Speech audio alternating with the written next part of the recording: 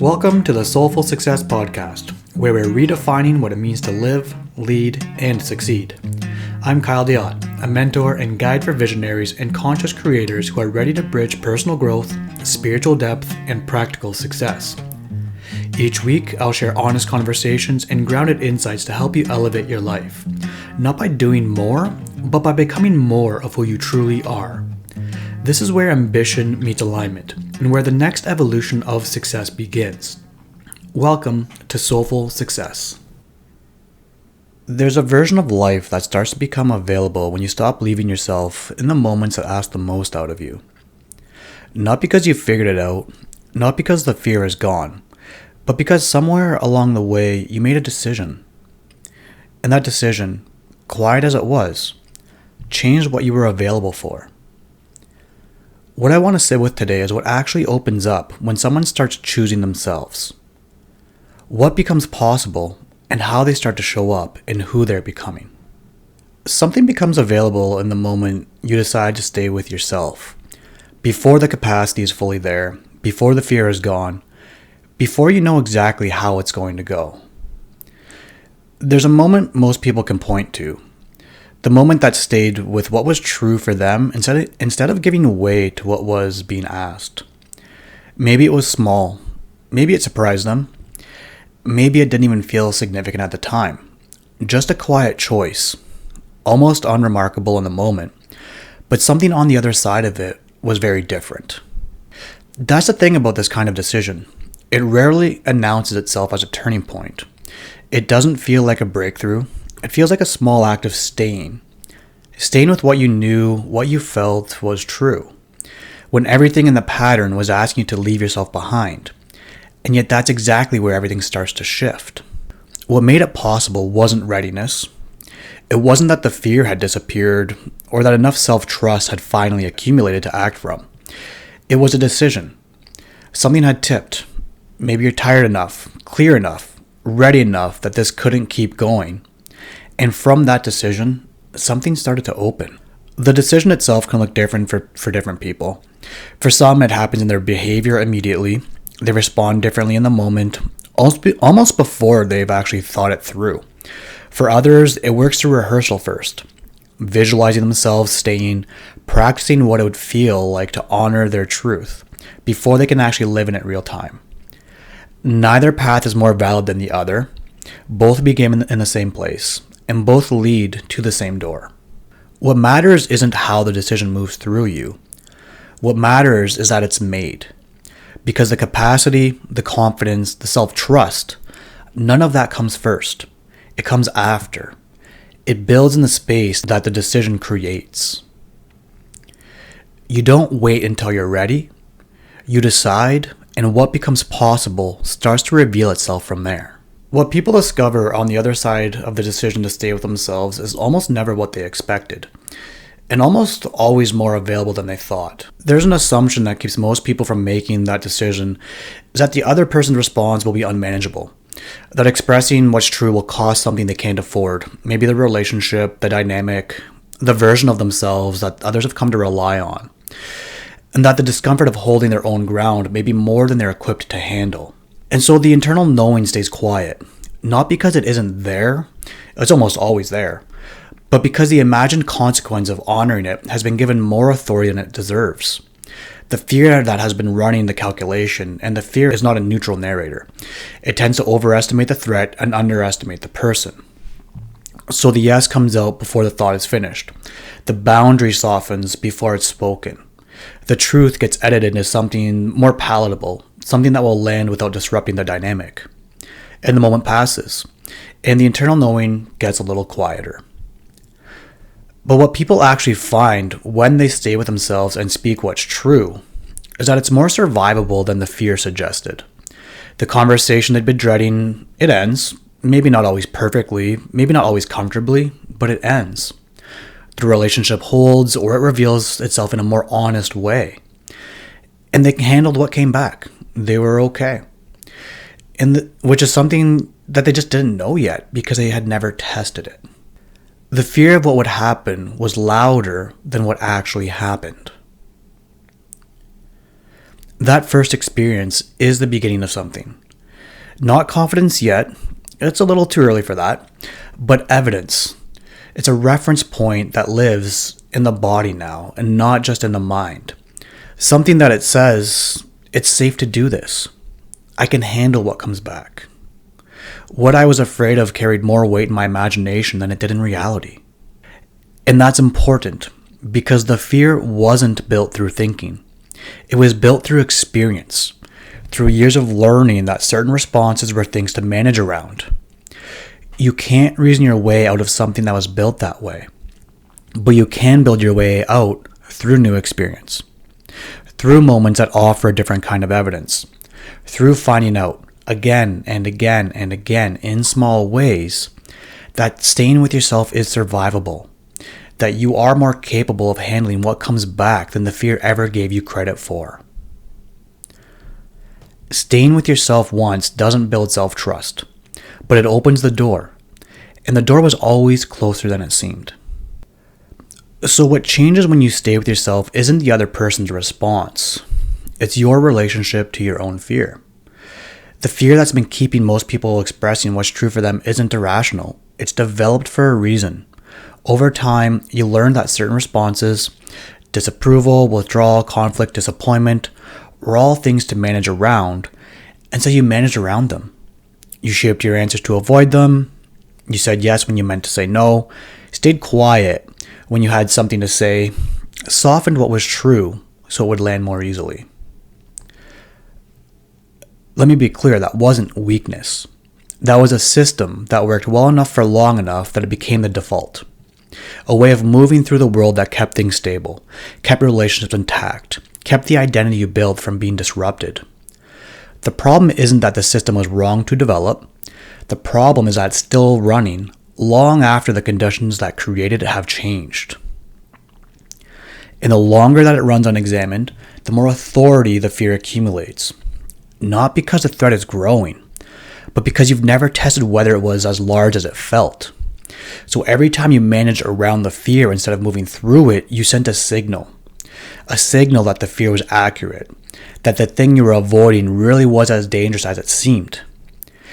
And so the fear stayed exactly the same size it was as the last time you decided not to find out if it was true. What shifts when you stay with yourself, when you speak what's true, hold what you want, respond from what's real rather than what's safe, is that you finally get to find out. And what you find out, almost without exception, is that the fear was a projection, not always entirely wrong, but significantly overestimated. The conversation ends, the relationship holds, or it reveals itself, you handled it, and now you have something that the fear never gave you access to before. Evidence. A real, embodied reference point that the system was wrong about the size of the threat. And that evidence is what begins to quietly shift the fear's authority. Not all at once, not permanently, not after one experience. But the fear that once felt like an accurate read on what would happen now has a counter-argument. And that counter-argument came from your own experience. Not from someone telling you it would be okay, not from a book or a framework or a concept, but from actually staying and finding out. That's why this can't be thought through. The fear was built through experience. It can only be rebuilt through experience. Through accumulating enough moments of staying with yourself and surviving what came back, that the fear's version of reality starts to lose its grip on the decisions you make. Let me say that again. You can't think your way out of a fear that was built through experience. You can only build your way out through a new experience. Self-trust doesn't arrive. It accumulates quietly through each moment you stay with yourself and find out that you can handle what comes back. Integration is not a technique. It's a relationship with yourself that you rebuild one moment at a time. What starts to happen as you keep making that choice isn't dramatic. It doesn't announce itself. There's no clear before and after, no single moment where you can point and say, there, that's when everything changed. What happens is quieter than that. Something underneath the surface starts to reorganize. Slowly, almost imperceptibly, but the relationship you have with yourself begins to shift. The second guessing that used to follow every decision starts to soften. Not disappear, but lose some of its urgency. The reach for external validation, for someone else to confirm what you already sense, becomes less automatic, less necessary.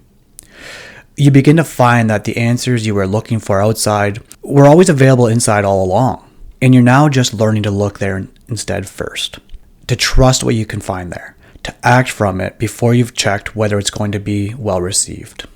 Something else starts to happen too. You begin to hear yourself more clearly. Not the version of yourself that's been filtered through what other people need or expect. Something quieter and more consistent than that. A sense of what's actually true for you in a given moment that you're starting to trust yourself enough to act from. That's what self-trust actually is. Not a feeling of certainty, not the absence of doubt. It's the accumulated experience of choosing yourself, handling what comes back, and realizing, again and again, in moments that felt small at the time, that you are someone worth listening to. When you stop needing the external world to confirm what's true for you, something in you settles, and people feel it before you even say a word. There's a quality that develops in people who have made this decision and kept it. Something others notice before it's named. Something on how they carry themselves, how they communicate, the way they respond rather than react, the way they pause before answering rather than filling the space immediately with whatever will land most easily. The boundaries they hold aren't aggressive, they're just clear. The way they express themselves isn't loud, it's grounded. They've stopped performing the version of themselves that was built around managing other people's comfort, and what's underneath is more settled, more present, more real. The communication changes too. Not just what they say, but how they say it, and when they choose not to say anything at all.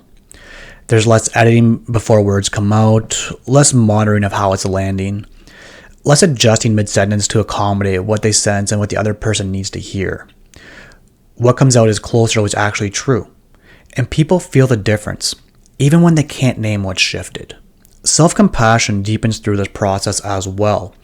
Not as something practiced, but as something that naturally follows from no longer abandoning yourself in the small moments. When you stay with yourself consistently, you come to know yourself more honestly. You see yourself more clearly. Not just the version that you show the world, but the full picture. And from that honesty comes a gentleness, a willingness to extend yourself the same understanding you'd offer someone else moving through something difficult. That gentleness wasn't available when you were constantly overriding what was true. It becomes available when you stop. The relationship you build with yourself becomes the foundation for every other relationship in your life. So what becomes possible when you stay with yourself isn't a destination you arrive at. It's something that starts to open the moment you make the decision and keeps opening quietly the more you honor it. There's no finish line. No version of this where you've fully arrived and the work is complete. But there is a version of this where you're living from a different place than you were before. Where the voice you're listening to most consistently is your own. You trust your voice. You allow yourself to be expressed. Not the edited version, not the version calibrated to what the room needs, but what's actually true. You move through the world with something that wasn't there before. Not a certainty, but a groundedness that comes from having your own back in the moments that counted. From having stayed when it would have been easier to leave. From having found out again and again that you are more capable than the fears suggested. The life that starts to take shape from that place is different. Not louder, not more dramatic, not necessarily easier, but more honest, more yours. Built on what's actually true rather than what you thought you were supposed to want, or on managing around what other people might need from you. And that's a different kind of freedom than most people expect. It's not the absence of responsibility or difficulty. It's the presence of yourself inside all of it. You move differently. You communicate differently. You make decisions differently. Not because you've learned a new framework or adopted a new approach, but because something has shifted at the root. And that shift shows up everywhere. In how you enter a room, in how you hold a conversation, in the quality of presence you bring to the people and the work that matters the most to you. The most significant shift isn't what you decide, it's in how you're making decisions and how you're showing up. What becomes possible isn't something that happens to you. It's something you start to recognize as already yours the moment you stop leaving yourself behind. I'll leave this question for you to reflect upon. Where have you already started to stay with yourself, and what did that make available for you? If something in this episode landed, and you've been sitting with your human design for a while but still find it hard to actually live it, a human design integration session might be the next right step. It's not another layer of learning, it's a conversation about how your design is already showing up in your life and what's getting in the way of living from it. The link is in the show notes. I hope you have an amazing day. Before you go, I want to invite you to slow down for a moment and notice what stood out for you in this episode. There's nothing to do with it, no insight to apply, no conclusion to reach. Just notice what stayed with you. A phrase, a feeling, or a moment that felt familiar in your body. Sometimes the most important shifts don't happen through action, but through allowing something to be seen and felt. Thanks for taking this time for yourself. I'll see you next time.